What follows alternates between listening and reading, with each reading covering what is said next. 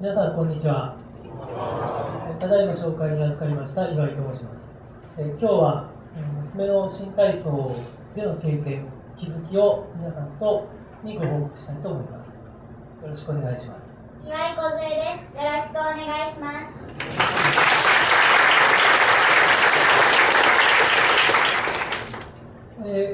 私の娘はですね、ちょっとばかりでなく運動がかなり苦手でして、走らせても後ろの方、この絵の通り飛び箱飛ばしても途中で止まってしまうっていうそんな感じだったんですけども、私中学高校ずっとバレーボールの選手でしたので、なんとか運動をやってもらいたいな。でも人並みというよりもそれなりに好きになって楽しんでもらえればいい、そんな気持ちでいたところ新体操に出会った。そうしますと娘は新体操をやりたい。じゃあこの機会に運動をやらせてみようじゃないかということで新体操を始めたんですが、この新体操クラブで1年に1回競技会があります。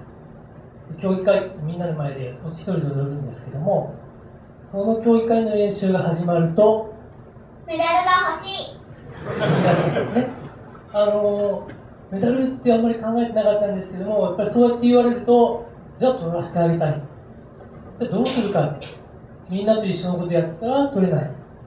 一緒に強化練習やろうじゃないかということで、週に1回他の子の練習とは別に体育館を借りてですね、一人だけじゃないんですけども、大勢で練習していくんですが、技が難しくてなかなかできないんですね。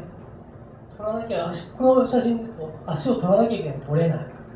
そうすると教えてる私たちにとっては腕伸ばせとかつま先が伸びてない、そういうことを言うんですけども、その度にだってできないもん。もっと激しく泣くんです。体幹がすると私たちも焦ってしまって、一緒に焦ってイライラして、そんな大声になるのやめちゃえと。もうじゃあそんなんだったら教えねえ。そうするとやっぱり教えてくれなきゃできないってどんどんできなくなってしまう。これやっぱり良くないんですよね。当然ながら良くないって分かっててもできない、こんな悪循環を何とかしたいなと思ってたところ、去年の夏東京で出会ったのが TOCF リーと。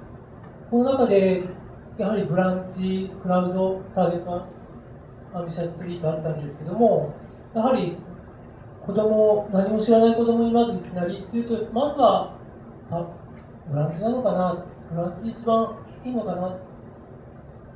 でその中でもやっぱり事例でこの後発表される吉田さんの発表も聞いてて、こういう問いかけ方法かということで、その日日曜日帰り妻に迎えに来てもらいまして、車の中でやったんですね。書くことできないので言葉だけだったんですけども、いつも泣いちゃうよね。そしたらどうなっちゃう？そしたらこうやって話してくる。怒られる。確かに怒ってるんです。怒られたらどうした？もっと泣いちゃう。もっと泣いちゃうね。お父さんも教えなくなっちゃうよね。そしたらどうなっちゃうかな？練習できない。練習できなかったらどうなる？上手にならない。上手にならなかったらどうなるかな？メダルが取れない。ここまで来たんですね。で、私もやっぱり怒ると当然ながら嫌な気持ちになっちゃう。これでいいのかなってもやもやしたままその日過ぎてしまう。じゃあメダルが取れなかったらどうなる？新体操が楽しくなくなっちゃう。楽しくなくなる。元は楽しんでほしいと思って楽しくなくなっちゃう。これメダルが取れないから楽しいのかな？楽しくなくなるのかな？みんなで練習できなくなるから。みんなで練習ができないから楽しくなる。そしたらどうなる？みんなが楽しくなくなっちゃうから笑顔がなくなっちゃう。これじゃダメだよね。そうですね。やっぱりみんな楽しんでやりたいって思っているところ、楽しくなくなっちゃう。これがいけない。これからあと、やっぱり娘一生懸命練習し始めました。できなくても歯を食いしばって、で、私も妻もぐっとこらえて、とにかくやろうとしてるんだ、応援していく。その結果、周りの子もやっぱりみんな一生懸命練習するようになる。で、最終的に競技会では頑張って練習して3年生ぐらいクラスで3位になりました。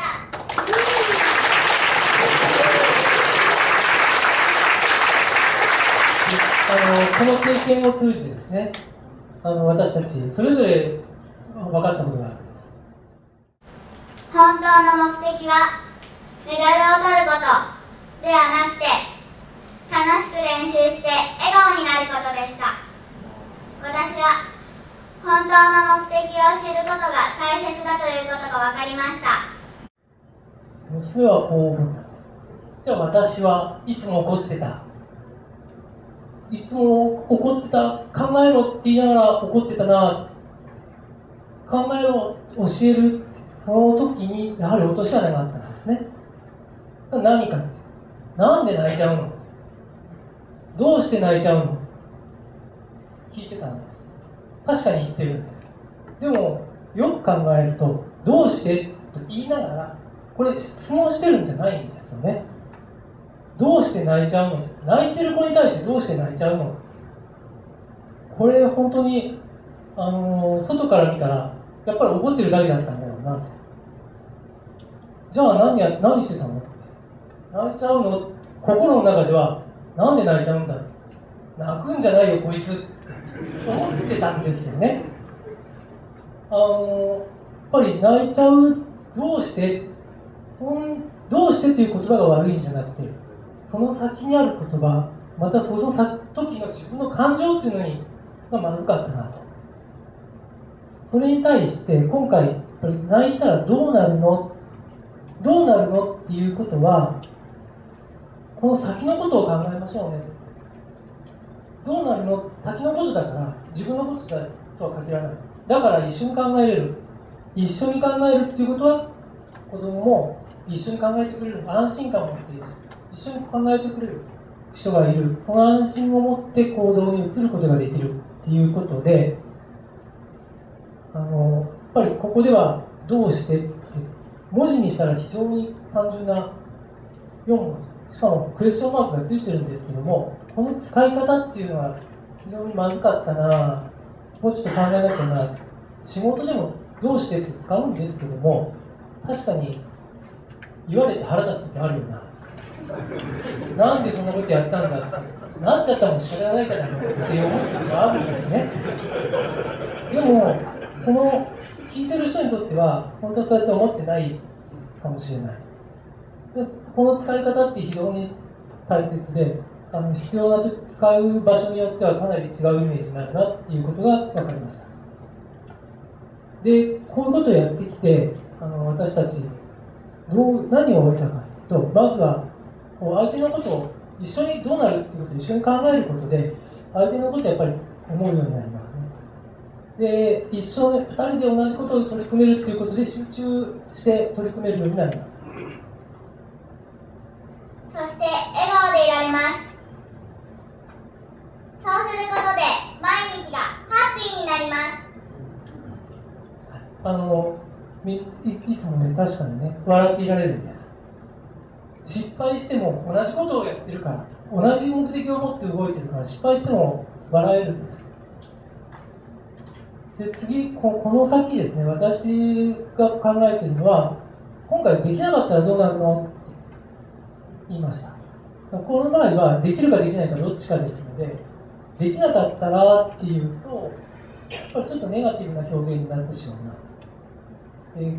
やっちゃいけないことは分かるんだけども、じゃあどうしたらいいのって言ったら、モチベーションがダウンして続かない可能性があるなと。これだけでは。ということで、プラスしてポジティブ。この場合ですと、できたらどうなるのっていうことをやっぱり考えていく。そうすると、できたら嬉しいよね。ニコニコして上向いていける。モチベーションもアップして、つながって次の行動に移せるようになるんじゃないかなと考えています。じゃあ何に今後やっていきたいかということで、まず私はピアノ新体操などいろいろやりたいことがあるのでたくさんやっていきたいです。絵本も書いてみたいです。私はやっぱり仕事の関係でソフトウェアのプロセス改善ということでコンサルティング的なことを担当してますので、そういったところに活用していきたいと、困っているところに入っていくとか改善活動を解決していくっていうところに使っていきたいなと思います。でまた家庭でもですね、子供に対して宿題のわからないところを教えたり、ピアノや新体操の練習、こういうところはやっぱりまだまだ一緒になってやっていってあげたいなと思っています。で最後になりましたが、今回の発表にあたり、いろいろ後ろから発表どうですかって言ってくださった岸原さんや TOC を教えてくださったキャシーさんで、今回発表の場を与えてくださったスタッフの皆様で、資料作りにアドバイスいただいた友人の桑村さん、松田さんで、なんといっても新体操の練習毎週付き添って、私が見れない分ビデオ撮影でいろいろやってくれた妻に感謝します。とは言っても、今回はやっぱり頑張って実績残した娘、突然感謝したいと思います。以上でありがとうございました。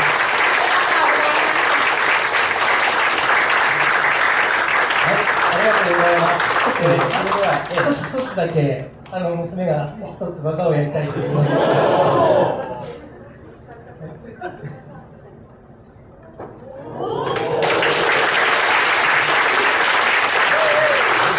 ありがとうございます。